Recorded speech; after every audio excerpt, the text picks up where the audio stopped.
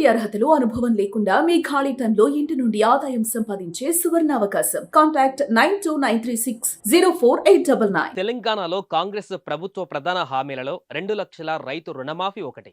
ఈ హామీని ప్రతిష్టాత్మకంగా తీసుకున్న రాష్ట్ర ప్రభుత్వం కొన్ని రోజుల నుంచి తీవ్ర కసరత్తు చేస్తోంది. ఇందుకు సంబంధించిన విధి విధానాలను ఖరారు చేసే పనిలో నిమగ్నమైంది. ఇప్పటికే బ్యాంకర్ల నుంచి 2 లక్షల లోపు అప్పు తీసుకున్న రైతుల జాబితాపై దృష్టి సారించింది. అయితే ఆగస్టు 15 లోపే 2 లక్షల లోపు పంట రుణమాఫీ విధానం అమలు చేయాలని రాష్ట్ర ప్రభుత్వం కసరత్తు చేస్తోంది. అర్హులైన వారికే రైతు రుణమాఫీ వర్తింపజేసేందుకు అధికారులు వివిధ ప్రతిపాదనలు సమర్పిస్తున్నారు. అయితే పాస్బుక్, రేషన్ కార్డులను ప్రామాణికంగా తీసుకోవాలని తాజాగా అధికారులు ప్రభుత్వానికి సూచించినట్లుగా తెలుస్తోంది.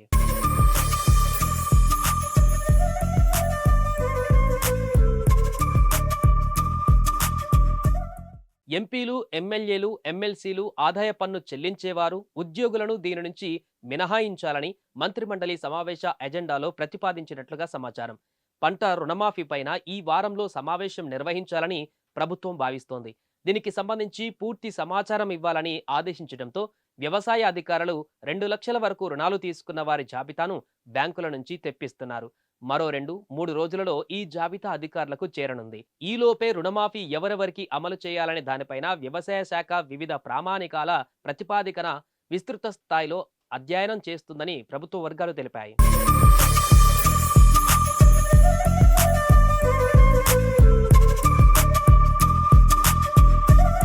కాంగ్రెస్ ప్రభుత్వం అధికారంలోకి వచ్చిన తేదీనే పరిగణనలోకి తీసుకొని అంతకు సంవత్సరం ముందు నుంచి తీసుకున్న రుణాలనే మాఫీ చేయాలని కొందరు అధికారులు ప్రతిపాదించారు.